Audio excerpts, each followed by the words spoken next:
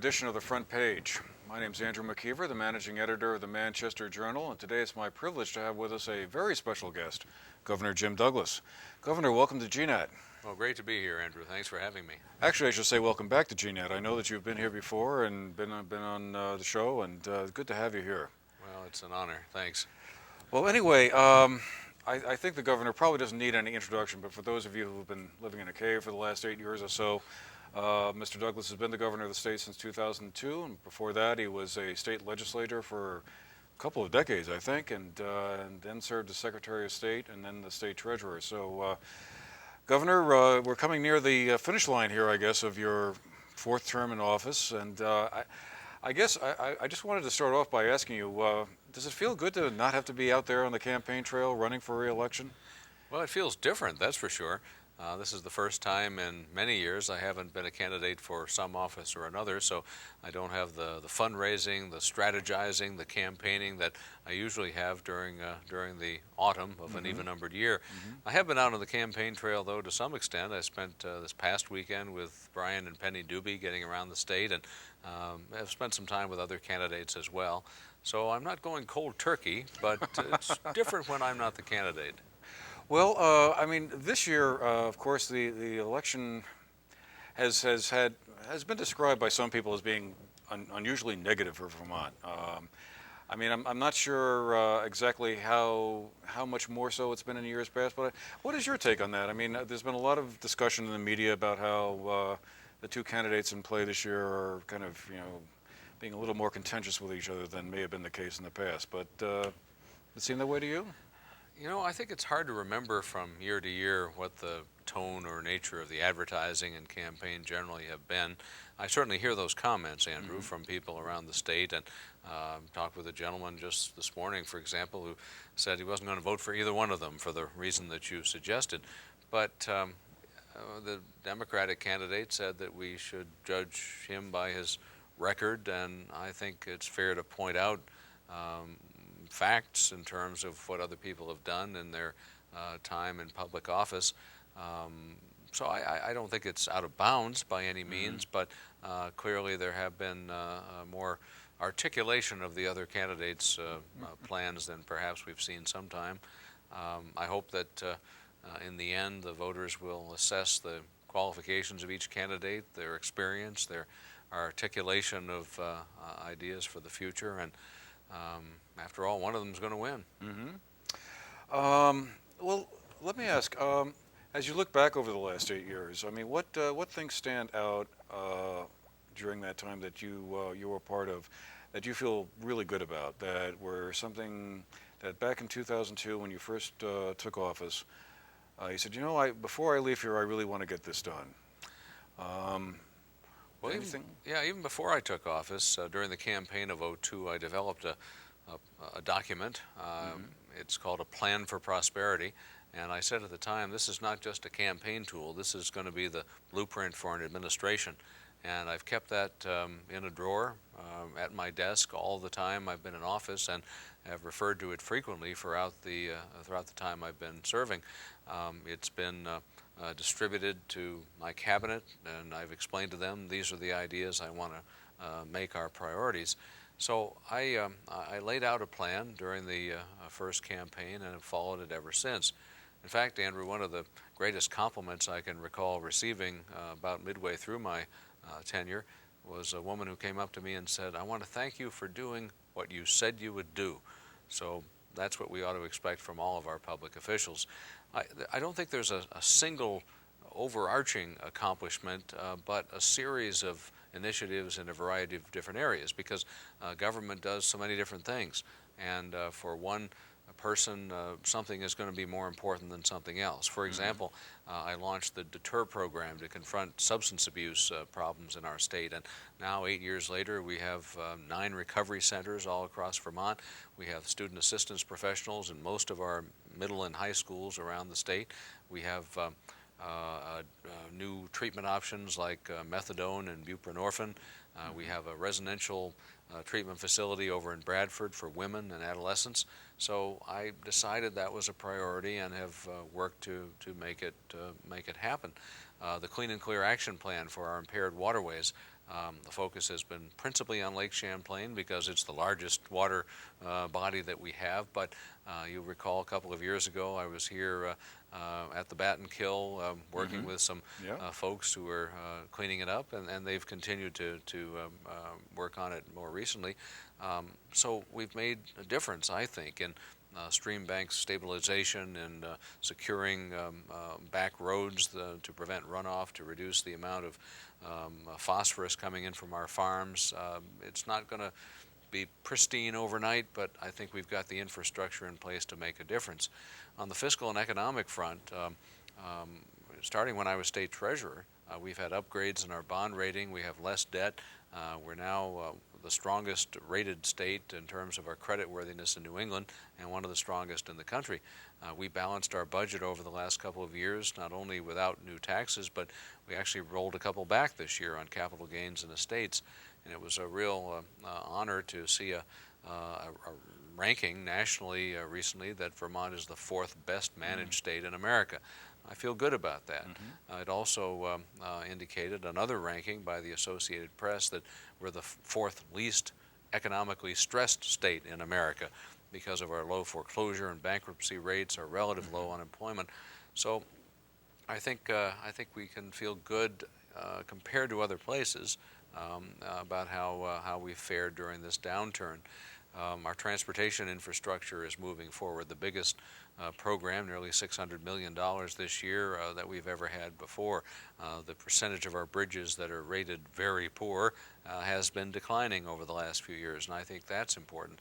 The creation of the Telecommunications Authority 3 years ago, and the build out of our broadband capacity and cellular phone coverage, which is still a work in progress, but we've got the resources from the legislature, from bonds, and from federal recovery dollars to put that in place. So in so many different ways, I feel good about what we've done. Healthcare is an area where Vermont's recognized nationally as a leader. The Blueprint for Health that I launched in 2003 to focus on wellness, on prevention, on managing chronic disease, on giving people a medical home so that they have a relationship with a primary care provider has been key. Our choices for care to keep more elderly and disabled people at home has saved a couple of $1 million. Our global commitment waiver in Medicaid has saved, we estimate, $250 million over a 5-year period compared to what we would have spent on Medicaid. Again, focusing on keeping people well and out of the hospital in the first place. So I feel good about all this, Andrew. I feel that I've taken my responsibilities seriously in all areas of government services and moved the state forward. What about the other side of the ledger, the unfinished business? Do you leave office feeling like, gosh, if I were going to be around for another 2 years, I'd really like to see this taken care of? Certainly, any tour of duty of a governor or other public official is a limited span in time where there are projects and priorities inherited and some that are passed on to a successor. I guess my greatest disappointment, to be honest, is not making more progress on the burden of the property tax. The NEA, the teachers union, earlier this year said we have the second highest property tax in America. We have a high tax burden overall compared to other places. And when folks say to me, gosh, I've got to think about moving to another state where the property taxes are much lower because I'm on a fixed income, I'm retired now, I just can't afford to keep paying these rapid increases, that concerns me, and that's not good for the future of Vermont. So our inability to really get a handle on the cost of public education, which is where most of those property tax dollars go, is an item of unfinished business that I hope will be taken seriously in the future. There are a couple of other major projects that have frustrated me. The circumferential highway up around Chittenden County. It's somewhat ironic to see the Bennington bypass moving forward. Right. The second leg will be open, I expect, on schedule in a couple of years. The new Welcome Center, a part of that project. But special interest lawsuits up in Chittenden County have put that on hold for most of my tenure. And a similar initiative that has been slow to get going is a replacement for our state hospital. Mental health advocates and legislators have found it difficult to agree on what the future ought to be, and we've made some progress with a subacute facility in Williamstown and one in Brattleboro, but the replacement of the Waterbury facility still has eluded us. Well, talking about the property tax and education spending, I mean, that's been a really thorny problem for quite some time, a very controversial issue. I mean, I guess I find myself wondering, how are we ever going to make any headway on that as long as Act 68 is basically still, the foundation of how we're going to finance education in the state? I mean, unless that act were to be modified in some way, how likely is it we're ever going to see any kind of meaningful headway made on property taxes? I think it has to be changed. I, of course, supported the changes to Act 60 6 or 7 years ago, and I think those were improvements in that we got rid of the shark pool. We eliminated the need for private fundraising that was such a prominent part of school funding in many areas. There's still some supplemental support, but it's not quite what it was. But we still haven't reformed it enough in order to get where we need to be to control those costs.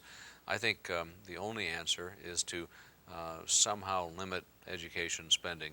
I've offered 5 different ideas over the past half dozen years, most of which have been rejected largely by the legislature. But without some kind of cap on local school spending on property taxes, I don't think we're ever going to get where we need to be. Now, there are some people, Andrew, as you know, who say, well, you're taking away local control, you're imposing a solution from Montpelier. Well, I guess that's true to some extent, but Montpelier supplies an awful lot of the money. About $300 million is transferred out of our general fund over to the education fund, and there are other grant programs that go to the communities as well. So I think we have a right to say what the spending levels are. And with a roughly 14% decline in our public school population over 14 years, we've got to be more cost effective and find ways to spend more wisely. Public schools seem to be the only institution largely insulated from this economic downturn and fiscal reality, and we've got to get serious about it.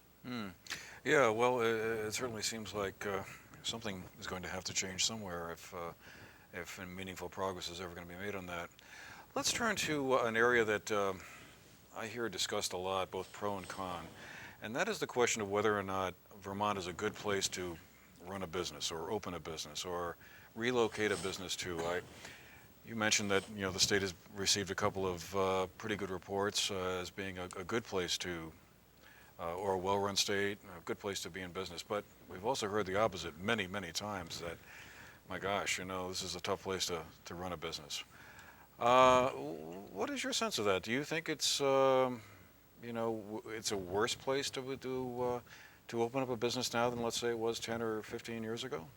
I think it's kind of a mixed bag, to be honest.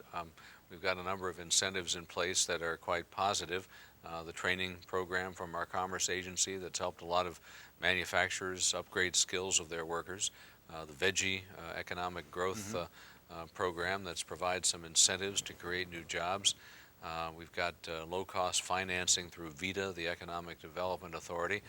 We've got some next-generation training funds for internships and to upgrade the skills of some of our younger workers. So we've got some incentives that we can offer to businesses, and of course this is the best place to live in terms of its environmental quality, its public safety, and the quality of life. But all those factors only go so far.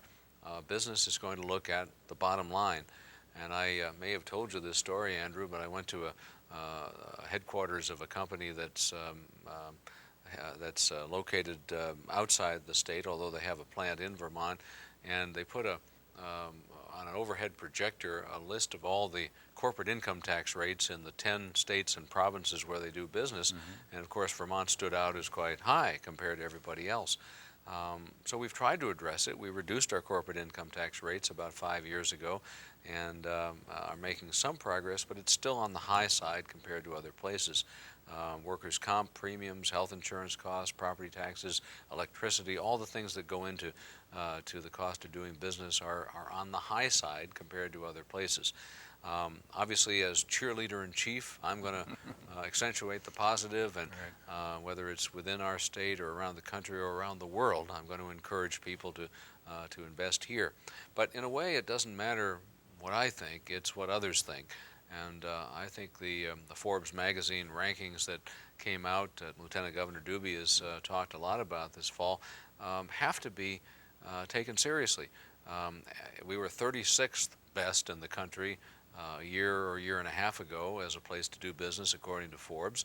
Then the supermajority in the legislature raised our taxes in early '09, and Forbes dropped us to 47th best place in the country.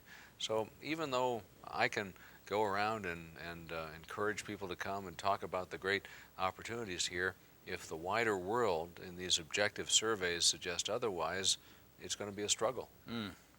Now, continuing on with things economic, next year's legislature will get to grapple with a $100 million budget gap. How are they going to fix that? I mean, that seems like an awful lot of money in Vermont terms, and I haven't really heard too many clear ideas yet come out so far in the gubernatorial campaign as to what some of the ideas are. What do you think this is really going to put a lot of strain on the budget system next year? I mean, last year was tough enough. This is even more. It is. It's a big number. I told our legislators and Vermonters last year that if they didn't make enough tough decisions, then the following year would be more difficult, and lo and behold, it is. I think it could have been less of a problem if over the last few years the legislators were willing to make some tougher calls, establish some priorities, tighten up on spending, but here we are, and federal recovery dollars are drying up. The Congress may come through with a little here and a little there, but not the order of magnitude that they've supported us during this early period of recovery. So 110, 12 million, I think, is the number we're looking at now. And what I plan to do for my successor is have a draft budget for him to consider, understanding that a new governor is going to have his own priorities and tweak it, but have a balanced budget that he can use as a starting point. And it's going to involve several things. First, reductions. I've asked agencies now to come in with proposed budgets that are well below what they're spending for the current year. And getting back to an earlier point that you raised, we have to look at our public education spending, the part that is out of the general fund, and include that in this time of restraint. In our human services area, we don't have a lot of discretion. If folks qualify for Medicaid, then we're going to give them the service they're entitled to. Or if they're qualified for a child care subsidy or some other social service, the welfare programs, whatever they might be, if they're entitled to them, we have to pay. So we have to look at other areas of government, and where the demand is lower, as it is in our schools, I think that has to be a part of the solution. Healthcare costs are a big part of this. There's been one thought raised that one possible avenue to control healthcare costs would be to bring in a so-called single-payer program, which would require a waiver from Congress as part of the healthcare reform bill that they passed last year. How realistic do you think it is to get a waiver out of Congress for that? Well, I don't know the answer to that, but I do know that it's been a challenge to get waivers in the healthcare field historically. We've gotten some, the global commitment, the choices for care. We're working on a Medicare, not a waiver, but a pilot project with the federal government now, and these things take an awful lot of time. I remember in '05 when we got the choices, the global commitment waiver, I had to make several trips to Washington to talk not only with the Department of Health and Human Services, but the Office of Management and Budget, and all these processes are a lot more complicated than you think. So it's not just I'm going to call my friend in Washington and get a waiver. It's a lot more Right, complicated. right. And for something that's this monumental, that's a sixth of our economy, that's billions in expenditures in Vermont every year, I think it's likely to be quite tough. And to be perfectly blunt, Andrew, to hear a gubernatorial candidate talk so cavalierly about getting it, I think is not responsible. So I think what we need to do is continue down the path that we've begun.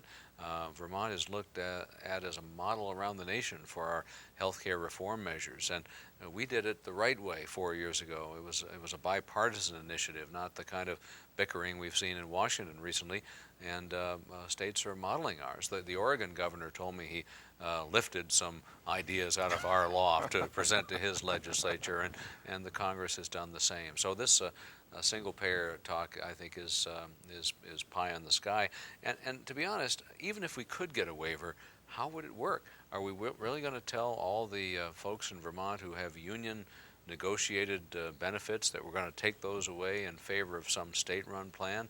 Are we going to tell our Medicare recipients, our veterans who have their health care benefits, that all goes away because in Vermont we have a single-payer government-run plan? I'm not sure that's going to be as well received as some people might think. So I think we need a serious proposal for the next stage of health care reform, and not this talk about some waiver of a single-payer plan. We have a couple of minutes left, and before we leave, I did want to ask one question about Vermont Yankee. Some reports this week about a new tritium leak was found, and where does that leave that? I mean, it's such an important part of the state's energy portfolio, and I know there's been an awful lot of discussion about it back and forth, and next year's legislature will have to, I guess, come up with a decision as to whether or not to reauthorize its license. Does this new report of a leak kind of change the situation or the scenario in any way? It raises some more questions. The initial report from the Nuclear Regulatory Commission was that it was such a small concentration that there's certainly no immediate threat to public health or safety, but we need to have some answers. We did not expect tritium to show up in that location at that depth. Maybe, as some have said, it's the test drillings that have actually caused this problem. I don't know, but the fact is we found some tritium, and we need to know what's going on there. Safety is the most important consideration at Vermont Yankee, as it has to be at a facility of that nature, but I hope in the not too distant future we can get answers that are satisfying so we can move the process forward. It's the cheapest power we have. It's a reason why we have such a competitive electric picture, at least in New England. So I hope we can find a way to let the experts move forward. The big debate in the legislature isn't really whether to license it or not, it's whether to let the regulatory process work, and I think legislators should move it forward. Transparency is key, Andrew, whether it's in a private company like that or in government. My good friend Jason Gibbs has talked a lot about that. We need to be honest and open with the people of Vermont, and I hope that'll be a part of how we move forward on Vermont Yankee. So, last question is, what do you do after you stop being governor of Vermont? Any plans for January of 2011 in place yet, or? Not yet, but I plan to have a plan. Okay. I think it's important not to go from this very intense pace and schedule to nothing at all. So I plan to do something. So we're going to read a book or anything like that, or? Not impossible. Because I would think after almost 4 decades in Vermont politics, you must have a rich storehouse of memories to draw from. I do, and I have a lot of opinions. Well, if that ever comes about, I'll be there to pick it up for sure. Thanks. Well, thanks again, Governor, for making the time available to be with us today. It's been a real pleasure having you on the show, and I hope this won't be the very last time. Thank you. Anyway, thank all of you for watching as well. This has been The Front Page on GNAT. My name's Andrew McKeever, Managing Editor of the Manchester Journal. Have a great day, and we'll see you the next time. Thank you.